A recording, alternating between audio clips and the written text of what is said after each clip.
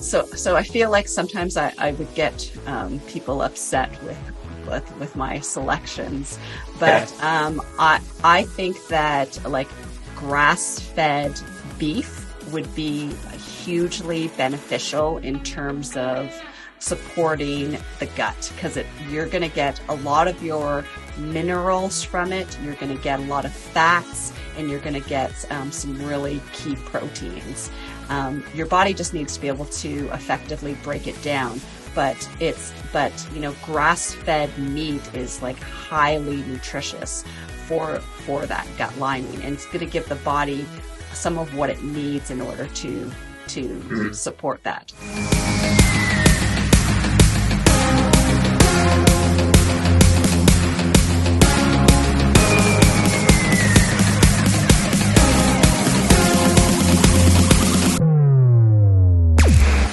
All right. What's up, everybody? Welcome back to the Best You podcast. Today, I am super excited to be joined by the one and only Dr. Melina Roberts. Dr. Roberts, just want to start off by saying thanks so much for spending the time with me today. Thank you so much for inviting me. I'm always honored to to be here. Yeah, no doubt. Well, I'm really excited to get into a lot of different topics today, but so many people who are listening to this podcast are very health and fitness focused. And then we also have a lot of parents who listen to this podcast who are trying to figure out how to model appropriate healthy behavior for their kids and also raise their kids to be healthy children and then obviously healthy adults as well. So I'm really excited to get into kind of like you and your practice and some of the important lessons that we need to learn from monitoring our own and optimizing our own health, but also from a children's point of view, because I absolutely love building a healthy child. I have not finished it yet, but I've loved what I've read so far, and it's a topic. I'm not a father or a parent yet, but it's funny, like this topic interests me so much because I'm very into fitness and very into nutrition, and I know it's such a crazy world out there with fitness and nutrition right now, and also your mindset towards it. And so I'm always fascinated to learn the best way to preach and teach and model appropriate healthy behavior for children. So I'm really excited to get into that. But to kind of like quickly gloss over your story a little bit, basically when you were young, you grew up with bad allergies and eczema, and then you went to a doctor, and all you had to do was kind of make some tweaks to your nutrition, and that stuff kind of went away. And then when you were older, your dad got diagnosed with cancer, and then you went to study kinesiology at the University of Waterloo. And essentially, you ended up realizing that there was a lot of evidence, a lot of research, a lot of science around natural ways to cure cancer that are outside of the conventional healthcare system, and you really got fascinated by it, and then you started to work with patients. When did you really feel like you had something? When did you really feel like you're like, okay, I know how I can really start to treat people so that they can start to cure themselves? Well, like after I finished at the naturopathic college, I joined a clinic, and this clinic was known to be successful at treating cancer. And what I didn't realize when I joined, I just knew that they were having success treating cancer. But what I didn't realize was that they were using a different approach, this European biological medicine approach. And so then I was like, okay, well, I need to learn and figure out what they're doing. So I went and did a 2-year training with a Dr. Thomas Rau at the Paracelsus Clinic in Switzerland. And from there, I learned so much about biological medicine, just realizing that the body has this amazing capacity to be able to heal itself. We just have to set up the right environment for it to do so.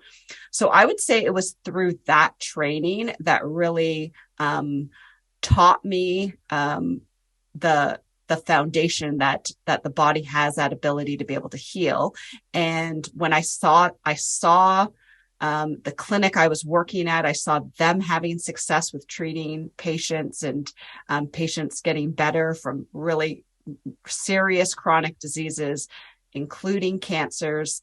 And then I saw that happening at the Paracelsus Clinic. And then I just modeled what they were doing in their practice, in my practice. And then I started seeing results like that too. So I'd say that, luckily it was early in my practice that, but I was super keen. I was like, going to conferences. I was trying to take in as much information as I could. And I would say it was at that point that really diving into the biological medicine aspect is when and then starting to see the results is when I realized, okay, this is something different. Yeah, that's awesome. And I know that, I'm sure, as when you start treating patients and everything like that and start seeing them and they start seeing results, it's like, oh my gosh, like I've got something here, and you're like just want so badly to be able to treat as many people as possible. So you talked about how our body has this amazing ability to heal itself as long as we essentially set our body up for success, as long as the inner terrain, is a word you use a lot, is set up for success and is healthy. And I know that you often talk about the importance of a healthy digestive tract. From a high level standpoint, what other things are really important other than just like a healthy digestive tract in order to make sure our inner terrain and everything like that is set up for success? Yeah, so I think that so diet is huge. We need to make sure that we're cleaning up the diet.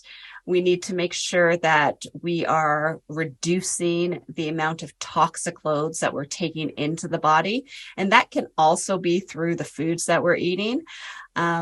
But based on that toxic load, we also have to make sure that our organs of detoxification, so the organs that move toxins out of our system, like our liver, our kidneys, our lymphatic system, our lungs, our skin, that they're working really well, because that's a really important aspect in terms of removing toxic loads from our system to make sure that our terrain is as clean as possible.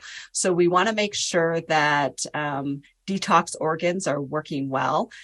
And then I always talk about, like, really, we got to just go back to basics, right? So it's eating well, it's sleeping well. So our sleep is so important, because especially knowing the impact that sleep has. Sleep, I call it like recharging our battery. So our bodies are electrical systems. We have to be recharging the battery.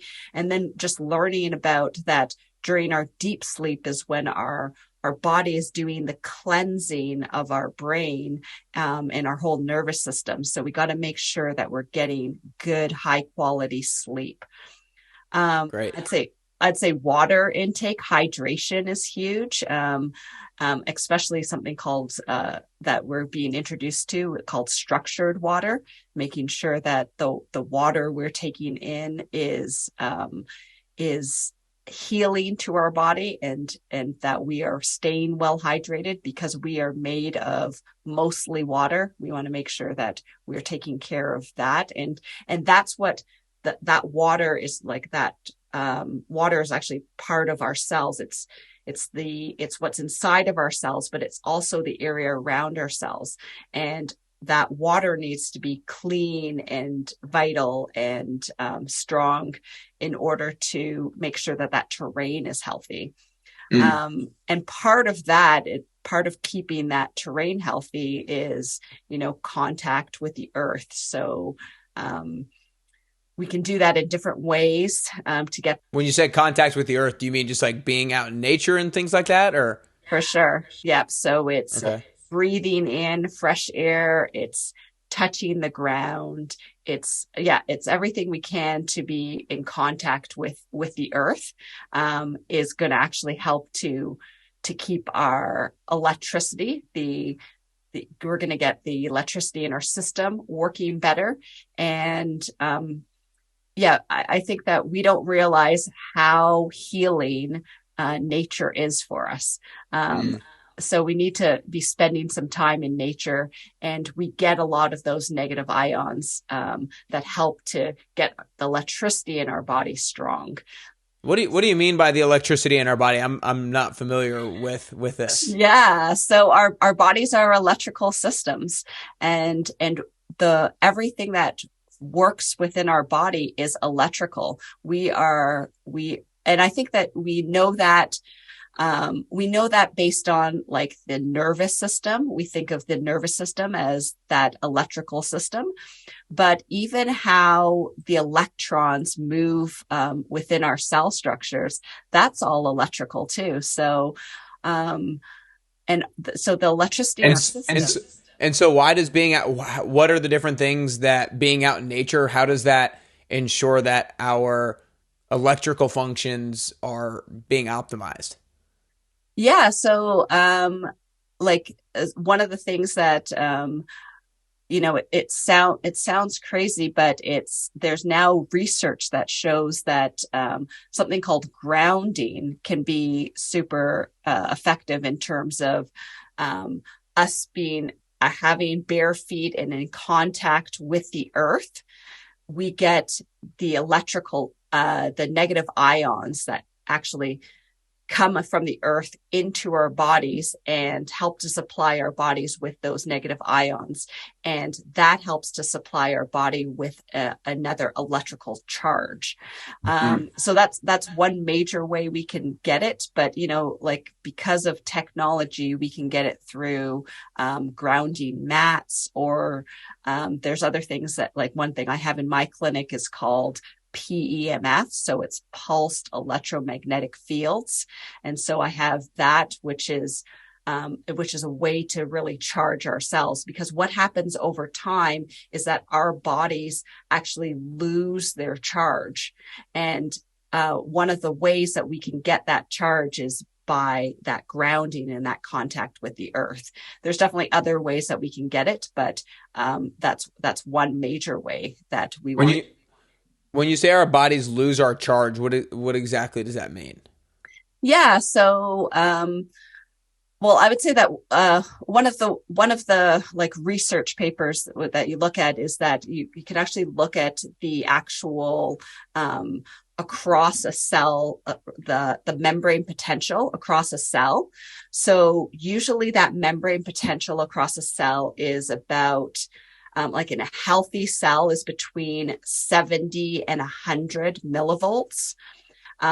Over time, or in a system that is sicker. So say someone has chronic disease or cancer, that electrical potential over that cell membrane usually is around 30, like 20 to 30 millivolts. So what something like a PMF machine would do would help to recharge those cells and get them to that 70 to 80 millivolts. And so when a cell gets higher charge, it's just functioning more optimally. Exactly. It functions like a healthy cell. Whereas when that charge is low, that cell membrane actually isn't able to properly function, which means that it can't take nutrients in, take oxygen in, get rid of toxins, get rid of CO2. That whole membrane potential isn't able to function in a healthy fashion. Okay, gotcha. Interesting. I knew that our bodies have charges like negative and positive, but like I never really necessarily thought of it like an electrical system. So that's a really good way to think about it. I want to go back to the toxic loads and making sure that things like our liver, things like our kidneys, things like the lymphatic system are working optimally so that we can extract the toxicity that is in our bodies. What are some of the different things that we need to do to ensure that our liver, kidneys, and lymphatic system are optimally healthy? I mean, I'm sure it's nutrition. I'm sure it's all the things you've talked about: nutrition, water, sleep, exercise, getting in touch with the earth. But like, what are some of the biggest levers that if somebody's like, I know my liver, I know my kidneys not functioning optimally right now, I need to make sure that I improve that. What are like some quick things that you can think about starting to implement as habits? Yeah, so I would say like, and it's a lot of the stuff that you promote as well is make sure that we're moving our bodies. right? Like our bodies are designed to move. They're not meant to be sedentary and sitting at our desk all day or even just driving everywhere. We need to make sure that we're moving our bodies because, especially if you think of the lymphatic system, and I think that the lymphatic system tends to be this forgotten part of the body, where the lymphatic system is what cleans up our tissues and then moves toxic loads out. And in terms of that lymphatic system, if that lymphatic system, it's a bit different than the circulatory system where things kind of like will move through with the pumping of the heart, and then we have valves that help to push that blood through our system.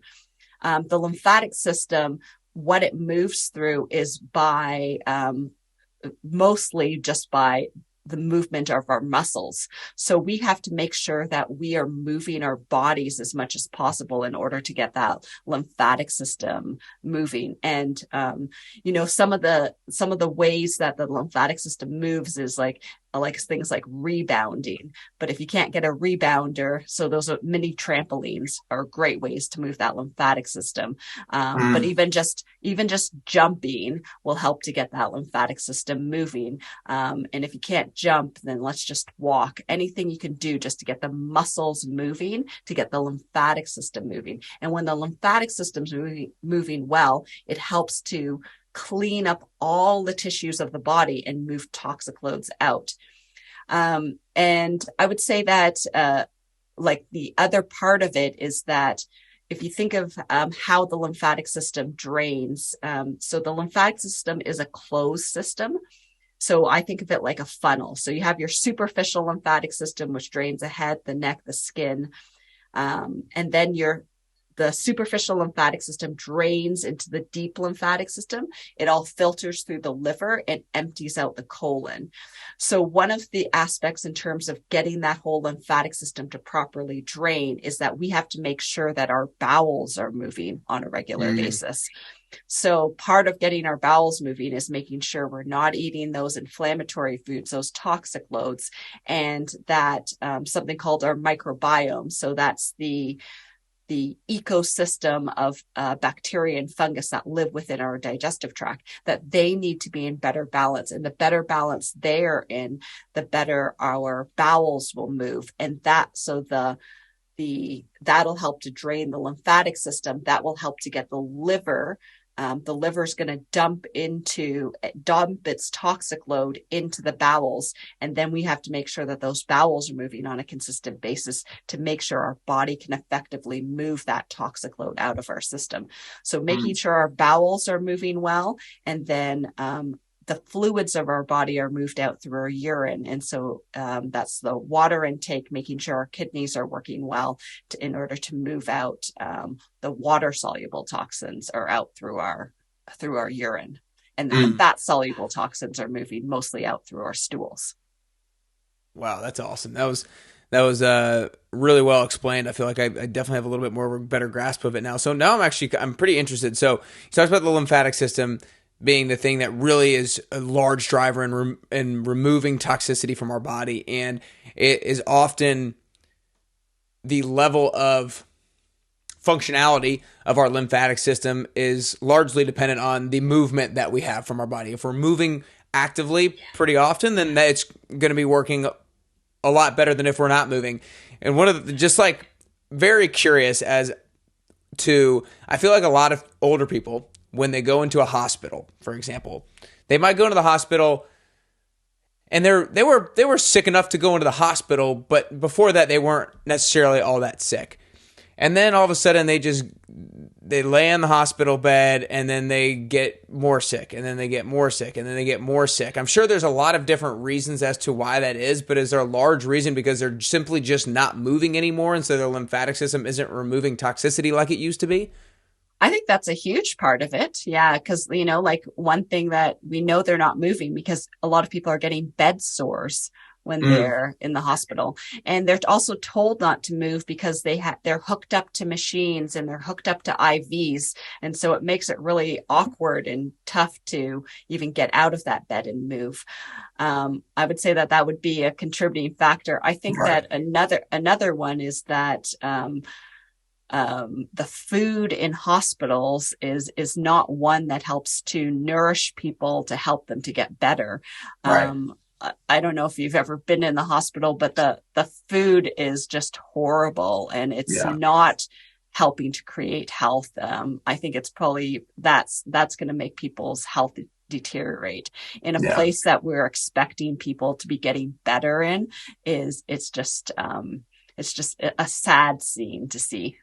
It really is pretty embarrassing to realize that, and it's pretty atrocious to be able to see the foods that people are fed when they're in there, because like you said, they're in there to get better and they're not being provided with an optimal environment for that to be able to make happen. But I want to go kind of a little quickly. You mentioned the gut microbiome. I know that's something that you talk a lot about, and you talk about how oftentimes people have hyperpermeability where there are creating holes in their gut. And so essentially what's happening is that when your gut lining gets essentially punctured and it has holes in it, then when you are eating things and there's unhealthy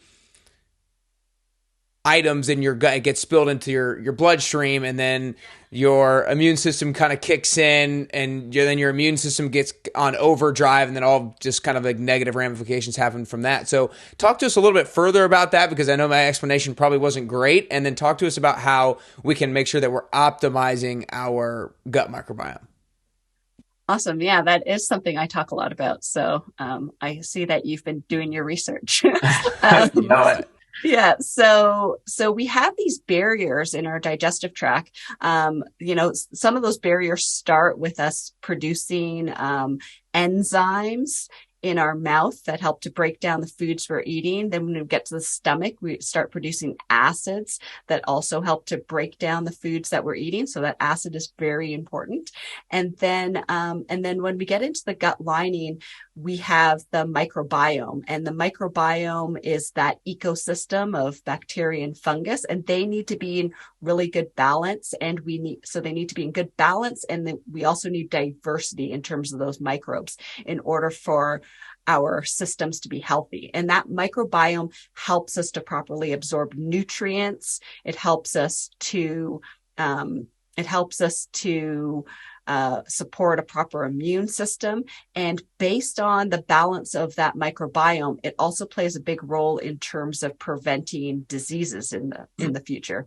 So the better in balance and the more diversity in that microbiome, the healthier we are. And it's a protective layer to the lining of our digestive tract. And the lining of our digestive tract is this 1 cell deep membrane. And between those cells that line the digestive tract are these things called tight junctions. So what happens is that if we have inflammation, if we're eating the wrong foods, or if we have toxic loads, we can have injury to those tight junctions. So then food that's not completely digested can move from the lumen of the digestive tract to the bloodstream.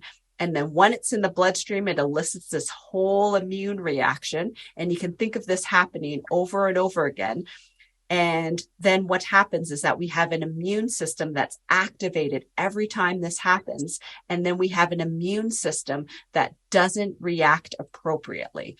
And so this is how we could be damaging our immune system through eating the wrong foods or taking in toxic loads or having those imbalances in our gut flora. So yeah, I think you described it beautifully. So hopefully that's just a little bit geekier way of describing it. Well, no, I love it. I love it. So talk to us about, if you had to, I know this is going to be an oversimplification of a very complex topic, but if you had to pick like 3 foods in order to help to optimize your gut microbiome, then maybe what would be a top 3 that you might select? We'll be back to the interview in just a second, but first I wanted to share some words from a participant of the 10-week transformation. At Best You, we started running the 10WT back in January of 2020 and have since had 313 people and counting go through it. They've seen their bodies get stronger than ever before, they've seen the stubborn fat finally come off, and they've seen their habits dramatically improve. And honestly, more than anything, they've seen their self-confidence skyrocket. If you want to learn more about the 10-week transformation, then you can go to nickcarrier.com/10WT. That's nickcarrier.com/10WT. We'll get back to the show in just a second, but first, here's what they had to say. I cannot say enough good things about the 10-week transformation challenge. Before I started the program, I was just feeling kind of cruddy. I had put on some weight. I was working out frequently, but my clothes didn't fit well. I didn't feel my best self. I didn't feel confident. And I knew I wanted to make a change. I knew I wanted to be healthier. And I knew I needed to do something different in order for that to happen. So the things about the program I found most helpful are two things. The accountability. I love not only Nick's accountability, but also the group accountability and walking alongside other people who are also working towards goals and are supportive and encouraging. Secondly, Nick's intention and the energy with which he leads is amazing. He is invested in each and every person in the program and working with them to meet their individual goals. I walked away from the program having lost weight, which was a big part of why I started.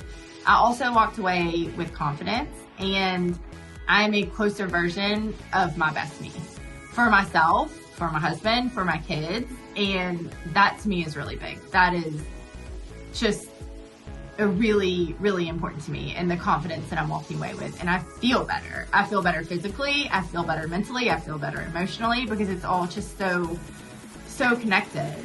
So I just really encourage you, if you're considering the program, to reach out, to schedule a phone call, because it is one of the best investments that I made in myself in the last year. And I'm beyond grateful for this program and all that it has to offer.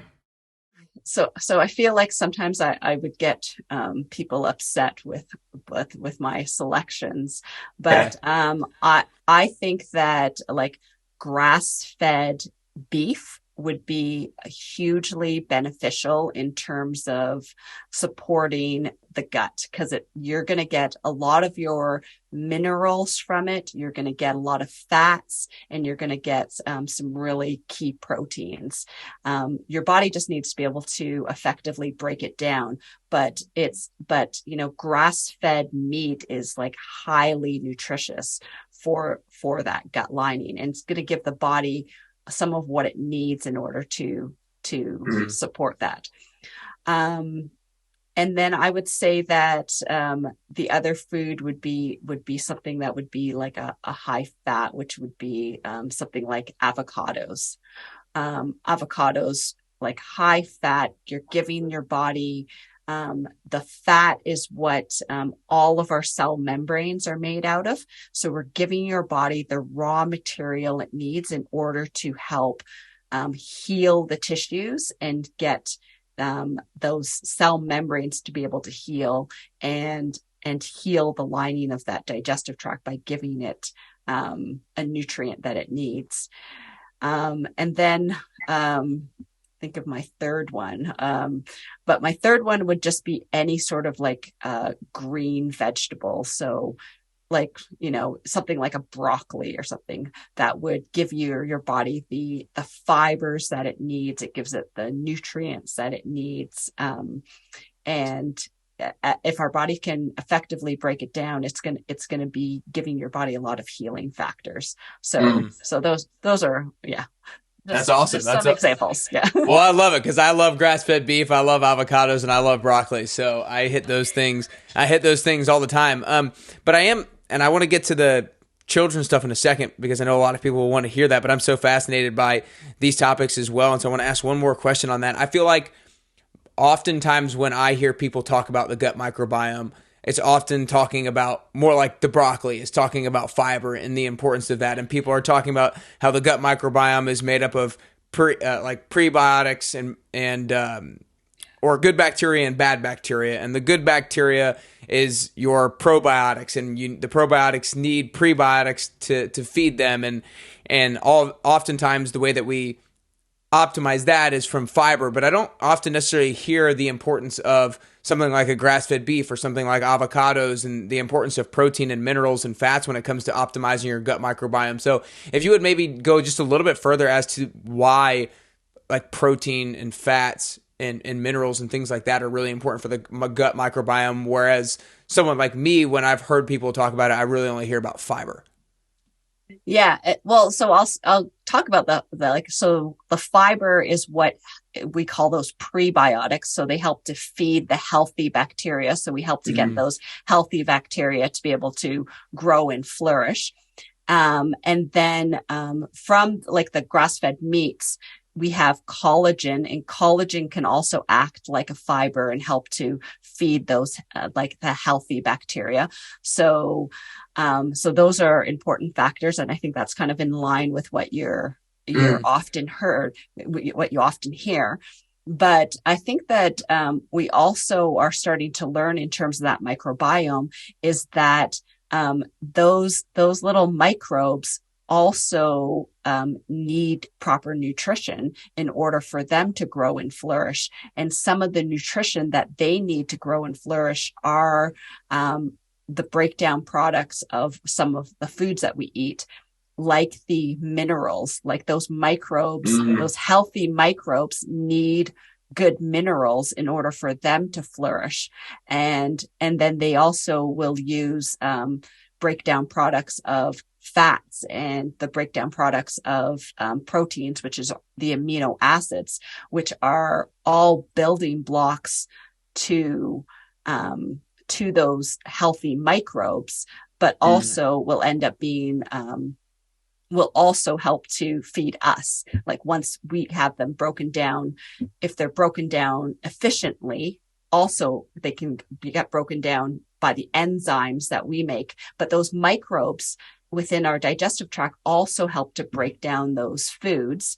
They play a role in terms of breaking down those foods, and then we get to absorb them and make them useful. So we're feeding those microbes, and we're also feeding the cells of our body. Gotcha. That's awesome. I hadn't heard from and again, I guess I have limited research compared to a lot of people, but I hadn't heard. That's awesome. That's very insightful, and it makes me glad that I'm continuing to eat grass-fed beef and avocados and everything like that. So that's awesome. I do want to transition a little bit into building a healthy child, because I know that, again, there are so many parents that listen to this, and I am interested in it as well. So, and we could go a lot deeper. I don't want to go quite as deep just for the sake of time, but I have, for example, one of my really good friends is having a baby is like due in 2 months. And I know that she is like super into nutrition, as a lot of people are nowadays. What are some things that she needs to know, or that anybody needs to know, in the first maybe year or two in order to build a healthy child? You know, you did give some super great examples that I would have just never known, like don't have grains in the first couple of years or something, and different additional things like that. So give us some tips like that for people who are getting ready to have a child, or maybe have a really young child and stuff like that. Yeah. So, well, I'll tell you a little bit of background of how this book even came about, because I think that understanding that will just help to lead into my recommendations. Because really what I came across 3 discoveries that helped to form how I put this plan together. One of them was learning that microbiome, so that ecosystem that we've talked about within the gut, that we form the foundation of that microbiome between birth and age 3. So we have this small window of opportunity in order to build their gut health up properly. The other discovery I came across was something about the study of ontogenetics. So our organs, they start to develop in utero, and then they reach full maturation at different stages as we age. So one of the main ones is that our pancreas, which releases enzymes that help to break down grains, that our pancreas doesn't reach full maturation till around 2 years of age. So that means that we shouldn't be introducing any grains during that the first 2 years of a child's life, which is very different from other recommendations out there. And then the third one is the evolutionary, that we, since the beginning of human time, have been designed to break down real food from the earth, not processed, chemically laden foods. So that's really how my food introduction program came to be, was based on those three things, those three understandings. So really what we want to be introducing is, as those first foods are going to be vegetables, then I do fruits, then I do meats, and then we move into some tougher to break down foods, and I leave grains and cow's dairy till after they're 2. So that's really the essence of how we introduce foods with this program, which I know is very different than people are going to hear from other people. I love it. I know you're also a big proponent of breastfeeding and for a decent amount of time. Talk to us a little bit about why and then duration of that you recommend. Yeah, so that's an excellent first point, is that I'm a huge proponent of breastfeeding, because breastfeeding is really the healthiest thing we can do for our kids. But I think that what you also have to realize in terms of breastfeeding is that mom has to also be eating an optimal diet in order to pass the best nutrients on to their kids, because really everything mom eats is going to end up in the breast milk. So oftentimes I'm cleaning up mom's diet when she's breastfeeding in order to make sure that baby is as healthy as possible. I recommend that you breastfeed for at least a year, and then that you're doing only breastfed for the first 6 months of life, and then you introduce foods around 6 months. I think that's the best thing we can do for our kids. We are passing on so many good nutrients. We also are passing on immunity. The body works amazingly, is that we actually pass on our immune system to the babies through breast milk. So I'm a strong believer in that. If you're able to breastfeed, that we should be choosing to breastfeed. Yeah, no doubt. That's awesome. That's awesome. So I think the next thing is going to be less practical nutrition advice and more kind of how to best approach teaching the proper mindset and the proper viewpoint, I guess, for kids in nutrition, because the way that I kind of think about it is I want my kids to eat healthy and be healthy, but I don't want them to be psychotic about it, and I don't want them to, have a bad relationship with food and have a bad relationship with their body. And so many people are listening are thinking the same thing. Like, I have a lot of moms that I work with, and they want to be a good role model for their daughters because they don't want their daughters to have bad relationships with food or any kind of eating disorder or things like that. And so I'm always thinking, like, I know when I was young, 8, 10, 12 years old, we would get McDonald's and I loved it. Now I'm like, I feel like I wouldn't let my kids eat McDonald's, but I don't know what the right approach is to, like, making sure that you're not overly strict, but at the same time you're trying to manage it. So talk to us a little bit just about, like, how you did it. Your daughter's 15 now. Talk to us a little bit about your approach when she was maybe a little bit younger, and then kind of your approach now. I think that parenting aspect is challenging. But I would say that, like for me, one of the advantages is that, you know, she only knows healthy foods, and we've done this right from the beginning. And I think that, they're like, in terms of what, like when I talk to my patients, even, as well as how I talk to my daughter, is just understanding that like food is what, nourishes your body, and it's going to help to make you stronger and be able to be smarter, and making sure that your body is in the healthiest state possible, and understanding that relationship. And then also realizing, getting people, and this works for adults too, but kids are so amazing at it, when you teach them young, is being able to see what foods do to you. So like, I'd say like, even realizing, okay, you have candy or sugar, how does your body react differently? Or you have wheat, like how is your body reacting? Because usually when the diet is really clean, and then you might have something, you might be out at a birthday party and have a piece of cake. You know, sometimes people like, oh, my stomach hurts. I don't feel very good. Sometimes they get a little bit of diarrhea, so their bowels are different. Sometimes they get like a little bit of a skin rash, or a little bit of a breakout. And so these are like signs of what that food is influencing in terms of having the effect or the symptom that it's causing within the body. And being able to put that connection together, I think, is so significant. Because do we want to be eating foods that make us feel unwell?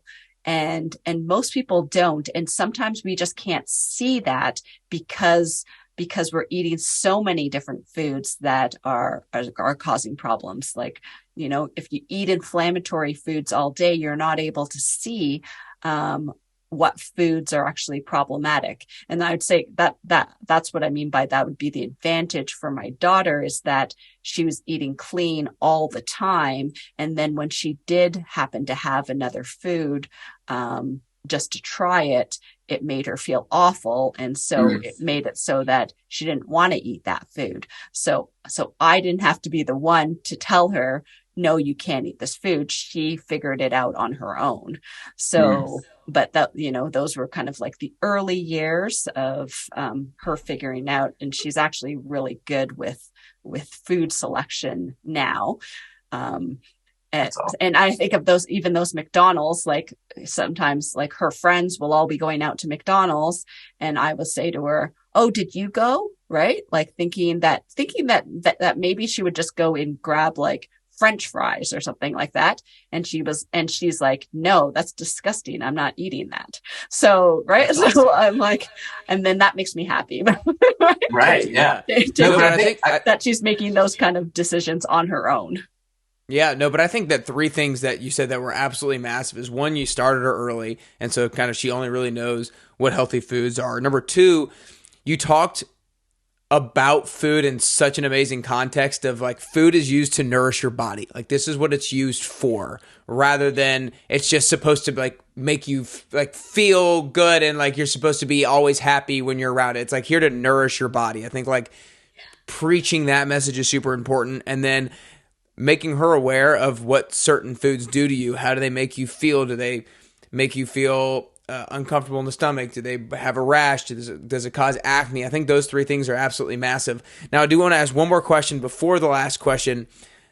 And because I know that I've heard this from so many parents, is like, yeah, well, we're sitting down for dinner and my kid is just picky and they don't want to eat anything healthy. So I just do what's easy and give them pizza or whatever they want.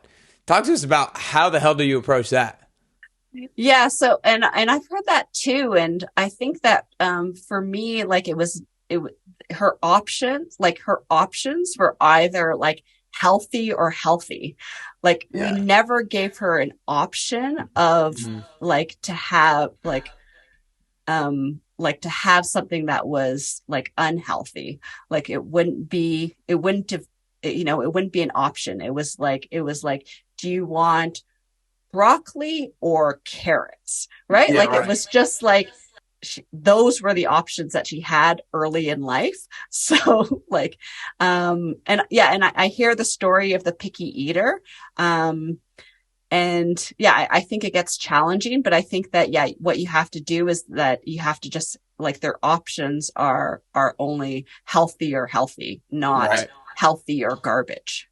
Mm, Yeah. I like it. I like it. I appreciate that. That's great. Those are helpful tips. Well, Dr. Roberts, before I ask the last question, I just want to acknowledge you. I want to acknowledge you for all the work that you have done when you first started to gain awareness that, like, oh my gosh, there's this bigger field of medicine that is around that I can really dive into and learn more about, to learn how to heal people in a way that maybe often people aren't taught, and be able to heal people, because the body has such this amazing ability and amazing power to be able to heal itself. We just got to make sure that we're set up for success. We got to make sure our inner terrain is appropriately managed so that our body has the ability to heal itself.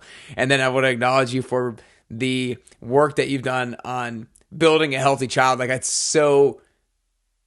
love seeing it. It's inspiring me for me to see parents raise a child who is, I almost don't know if health conscious is the right word, but I guess for lack of better terms, health conscious, but in a healthy way, if that makes sense.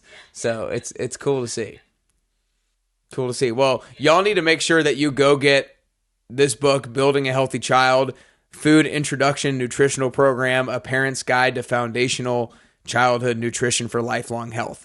I think this book I cannot wait to, hopefully at some point in the future when I have a child, just like have this thing out and read it on a daily basis and make sure that I am following along with the different things, because you just have such solid, reasonings and a framework as to why you do what you do, with the microbiome forming the foundation between birth and age 3, the fact that organs reach full development at different points, and the evolutionary side of things, like everything just is so solid. So you guys make sure you go grab that book. You guys make sure that you go follow her on Instagram at Dr. Melina Roberts as well.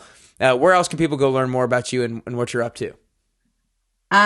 Yeah, my Instagram page is probably where I spend the most time, but my website is also where you can learn a lot about what I do, which is advancednaturopathic.com.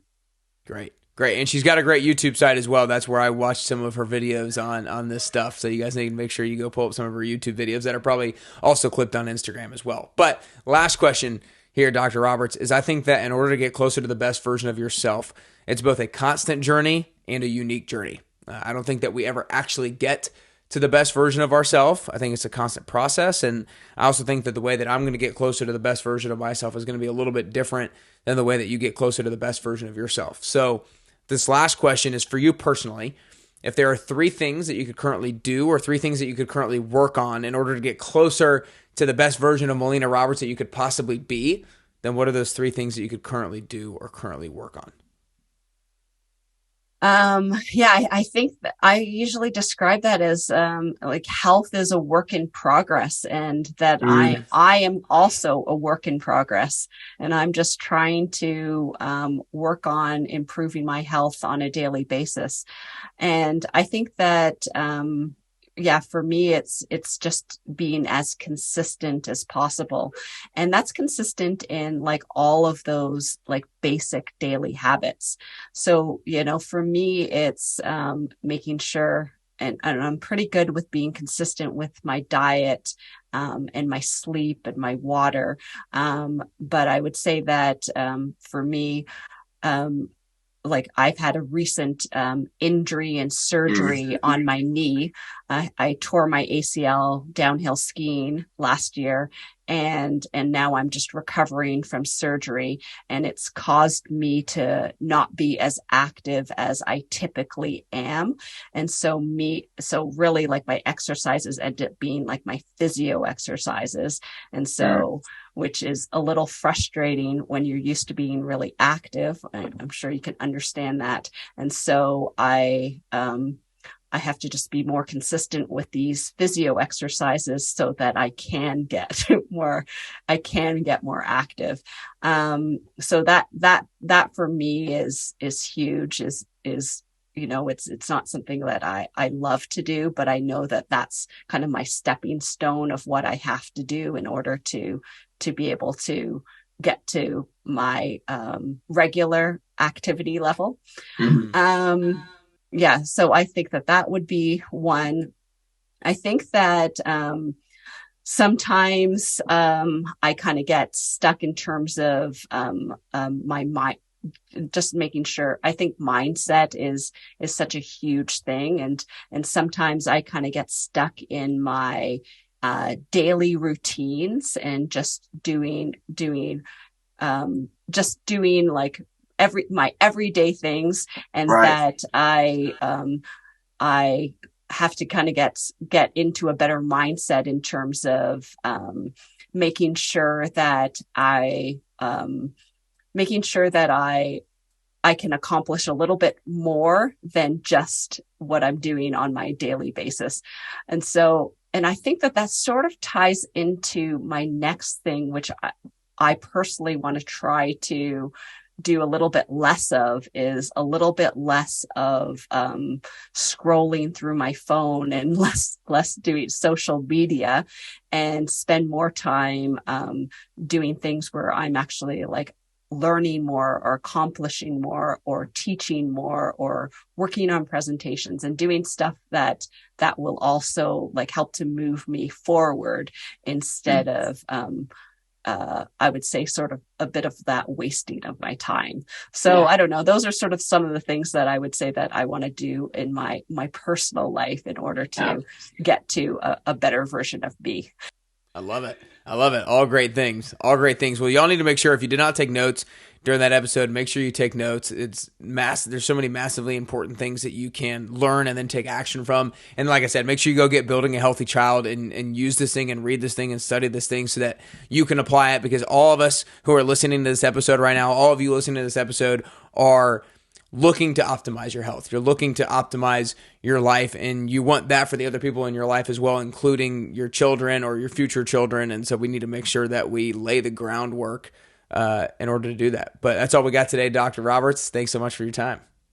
Thank you so much, Nick. This has been so much fun.